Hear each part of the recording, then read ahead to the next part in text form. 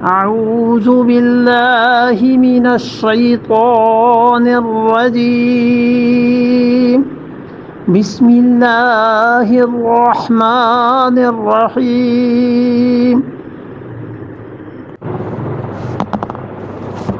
وقال الملأ من قوم فرعون أتذر موسى وقومه ليفسدوا في الأرض ويذرك وآلهتك قال سنقتل أبناءهم ونستحيي نساءهم وإنا فوقهم قاهرون.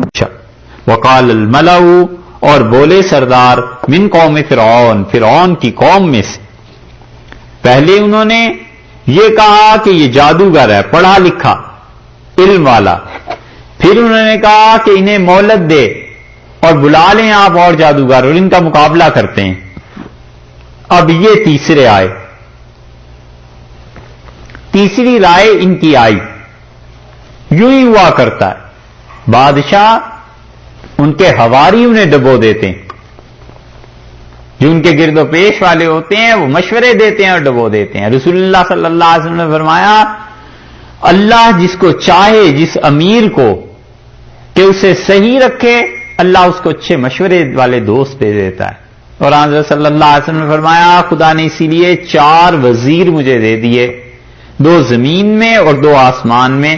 اور آپ نے فرمایا ابو بکر اور عمر یہ دونوں میرے وزیر ہیں، مشیر ہیں، یہ مجھے مشورہ دیتے ہیں. اور آسمان میں اللہ نے جبرائیل اور میکائیل دونوں مجھے دے دیے کہ وہ بھی مجھے مشورہ دیتے ہیں علیہم الصلاۃ والسلام.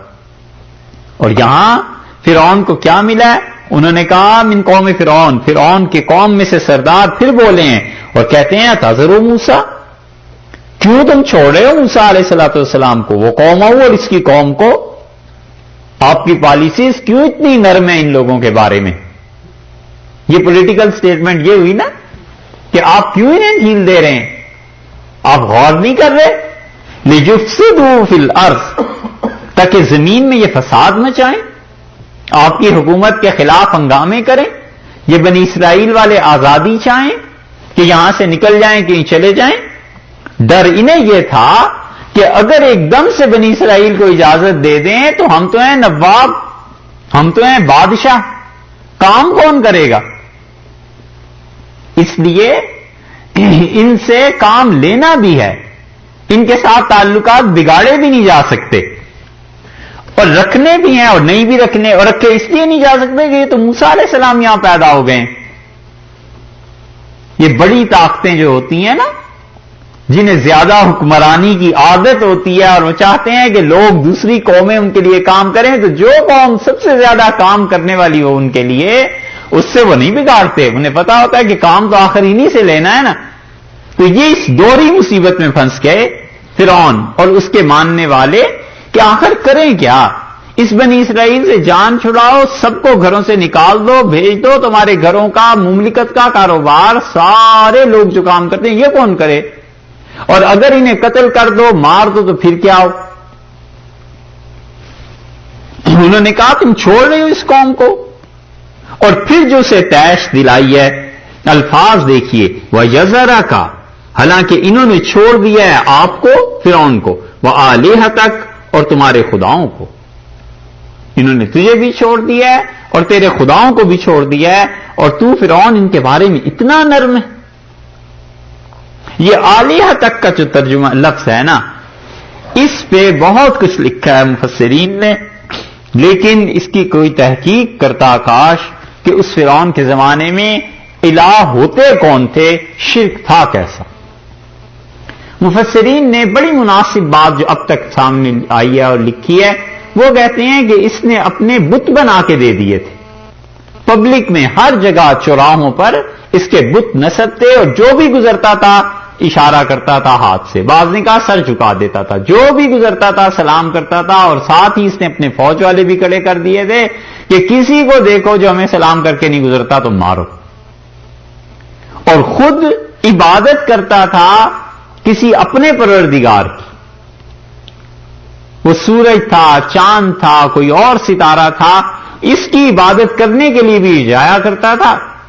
اور قوم کو یہ بتاتا تھا کہ میں اس کا نمائندہ ہوں دنیا میں، سو میری عبادت تم کرو، میں اس کی عبادت کروں. اس لیے یہاں پر کہا کہ یذرک و آلہتک، یہ تجھے چھوڑ دیں گے اور تیرے خداؤں کو چھوڑ دیں گے. اور بعض حضرات کہتے ہیں مفسرین کہ اصل میں یہ خدا کا نمائندہ بھی اپنے آپ کو کہتا تھا اور لوگوں کو کہتا تھا کہ ستاروں کی پرستش کرو، عبادت کرو. الیاذ باللہ، تو اس اعتبار سے یہ شرک کرواتا بھی تھا لوگوں سے. کوئی بھی صورت ہو اس میں انہوں نے کہا یہ تجھے بھی نہیں مانتے اور تیرے بتوں کو بھی چھوڑ دیں گے. تو اب بھی دنیا میں آپ دیکھیں کئی ممالک میں بڑے بڑے بتوں کا وہ لگے ہوئے ہوتے ہیں نا اسٹیچو. خاص طور پہ جو ظالم بادشاہ ہوتے ہیں وہ اپنا اقتدار ایسے قائم کرتے ہیں، اسٹیچوز بنوا دیتے ہیں، کھڑے کر دیتے ہیں تاکہ لوگ چلتے پھرتے دیکھتے رہیں کہ یہ چیز ہوئی ہے. اسپین آپ جائیں، کورتوا میں بہت بڑا بت بنا ہوا ہے جہاں پہ کولمبس اور لوگ اسپین کے بادشاہ سے درخواست کر رہے ہیں کہ آپ کچھ پیسے دیں تاکہ ہم امریکہ ڈھونڈنے کے لیے جائیں. تو دکھایا ہے سارا اس کو، اور اس سے مراد یہی ہے کہ لوگ یہ یاد رکھیں کہ امریکہ کو ڈھونڈنے میں اسپین نے مدد کی تھی، پیسے ہم نے دیے تھے.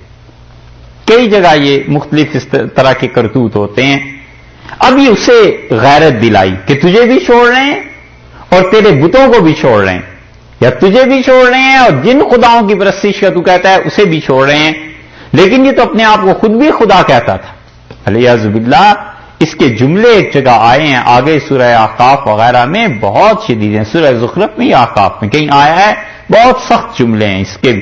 کہتا تھا ہاذہ الانہار تجری من تحتی الیس لی ملک مصر، مصر میرا نہیں ہے اور یہ دریا میرے حکم سے نہیں بہتے، میں زیادہ اچھا ہوں یا یہ جو صحیح بات نہیں کر سکتا؟ حضرت موسیٰ علیہ الصلوۃ والسلام مراد.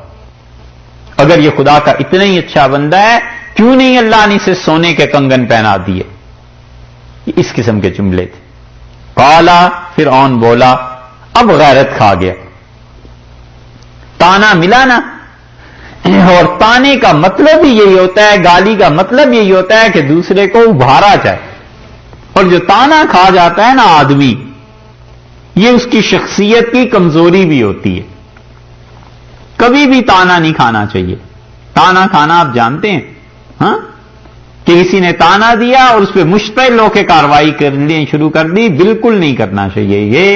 یہ انسانی شخصیت کی کمزوری بن جاتی ہے کہ دوسروں کو پتا چل جاتا ہے کہ اس سے ذرا تانا دو، اس کا سر پھر جائے گا، بس پھر کام ہو جائے گا. غالب کا واقعہ سنایا تھا ہم نے، گالیاں لکھی کسی نے. اچھا، غالب مرحوم کو آخری زمانے میں لوگ بہت غلط خط لکھتے تھے، گالیاں دیتے تھے. تو بادشاہ کا کلام کا اس کے سامنے کون ٹھہر سکتا تھا؟ وہ ذہین ذکی انسان. کھانے پہ بیٹھے، حالی نے لکھا ہے دوپہر کو کھانے پہ بیٹھے تو کوفتے پکے ہوئے تھے اور بہت عمدہ سالن تھا، اور ان دنوں بھوک ان کی بالکل اڑ گئی تھی اور گویا آخری دن زندگی کے. تو خطوط جب آئے تو میں انہیں پڑھ کے سنا رہا تھا اور کہتے ہیں یہ خط میں نے ایسے ہی رکھ دیا.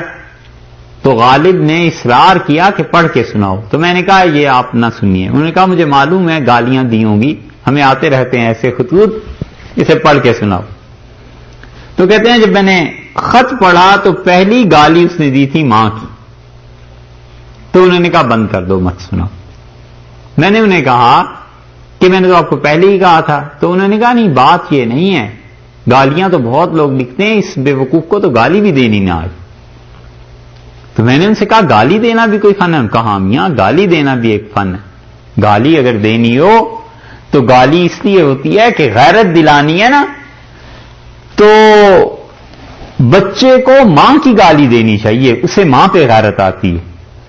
اور جوان ہو تو اسے بہن کی گالی دینی چاہیے کیونکہ اسے اس پہ غیرت آتی ہے. اور بڈھا ہو جائے تو بیٹی کی گالی دینی چاہیے. اب اس عمر میں مجھے ماں کی گالی دکھتا ہے، میری ماں پتہ نہیں کب کی انتقال فرما گئی، مجھے کیا غیرت آنی ہے اب اس پہ. گالی بھی دینی نہیں آتی، اس کی مت سناؤ اس وقت. یہی حال تانوں کا بھی ہوتا ہے. یہ پوری بدر کی جنگ جو تھی یہ ایک تانے کی نظر ہو گئی. بظاہر عالم اسباب میں، حقیقت میں تو اللہ جانتے ہیں کیا کیا چیزیں تھیں اور بہت اور فیکٹرز تھے، لیکن حضور اقدس صلی اللہ علیہ وسلم نے فرمایا یہ جو پھر رہا ہے نا، یہ آگے آئے گی اب انفال ساری صورت اور توبہ، اس میں جنگوں کے قصے. رسول اللہ صلی اللہ علیہ وسلم یہ جو سرخ اونٹ والا ہے اس لشکر میں پھر رہا ہے، آپ نے فرمایا یہ عقل مند آدمی ہے، اکیلا اس لشکر میں، لوگ اس کی بات مان جائیں فلاح پا جائیں گے. حکیم ابن حزام رضی اللہ عنہ تھے، اور عمر جو مارا گیا تھا صحابہ کرام رضی اللہ عنہ سے، جس خون پہ عمر حضرمی کے خون پہ یہ جنگ شروع ہوئی تھی نا، کیونکہ صحابہ رضی اللہ عنہ سمجھے کہ جمادی الثانی کے بعد بھی رجب کا چاند نظر نہیں آیا، اور رجب کا چاند نظر آ گیا تھا. انہوں نے تیر چلایا، اس کو لگا وہ مر گیا. تو جنگ بدر کا آغاز اسی سے ہوا ہے.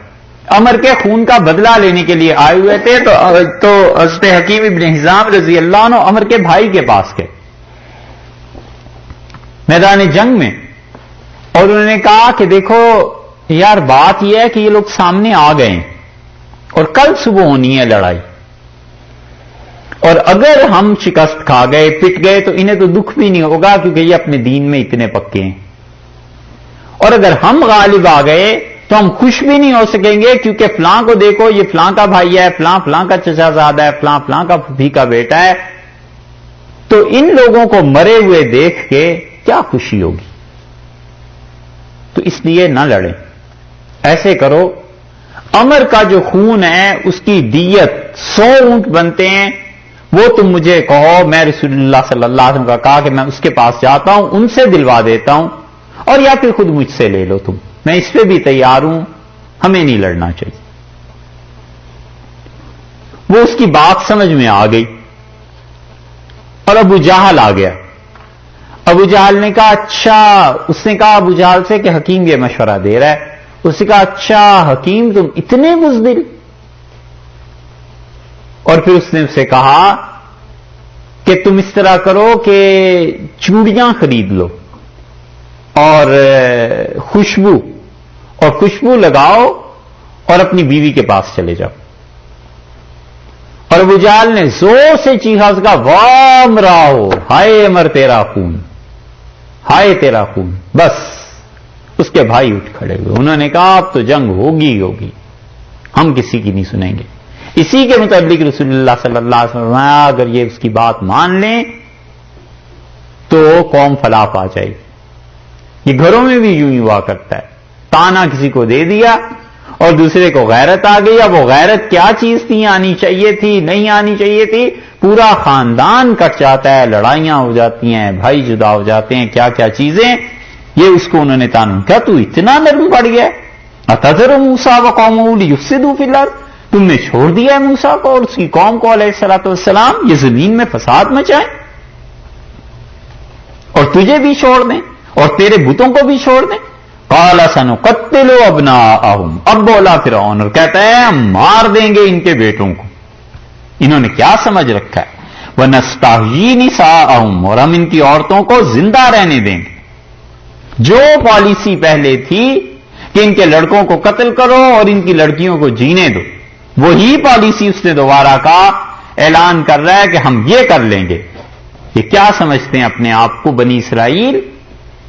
نہ تو انہیں آزادی دے سکتے ہیں اور نہ اتنی آزادی ان کی بھی برداشت کر سکتے ہیں کہ موسیٰ علیہ الصلوۃ والسلام کو دیکھیں یہ ہر ایک کو خدا کی دعوت دے رہا ہے اور اس کی طرف بلاتا ہے. سنقتل ابناءہم، اب مار دیں گے ہم ان کے بیٹوں کو اور ان کی عورتوں کو جیتا رکھیں گے تاکہ وہ ہماری خدمت کرتی رہیں. وَإِنَّا فَوْقَهُمْ قَاهِرُونَ، اور ہم ان پر غالب ہیں، ہم ان کے ساتھ زور لگا دیں گے، ہم ان پہ جبر کریں گے. اِنَّا فَوْقَهُمْ قَاهِرُونَ، ہم لوگ ان کو قابو میں رکھیں گے. یہ ہے فرعونیت اور بنیاد کبر، کہ بس ہمارے پاس طاقت ہے، اقتدار ہے، یہ چیزیں ہیں. اقتدار کا نشہ اختیارات کا اسی طرح چڑھ جایا کرتا ہے اور ایسے ہی جملے پھر منہ سے نکلتے ہیں. اور مولانا روم نے کتنی اچھی بات کہی ہے. مولانا روم کہتے ہیں کہ نفس مارا کمتر از فرعون نیست، ہم لوگوں کا جو اندر نقص بھرا ہوا ہے نا، یہ بھی پورا فرعون ہے، اس سے کم نہیں ہے. لیک اورا اون مارا اون نیس، لیکن اس فرعون کو تو حکومت تھی، فوج تھی، سب چیزیں حاصل تھیں. ہمارے نفس کو یہ چیزیں حاصل نہیں ہیں.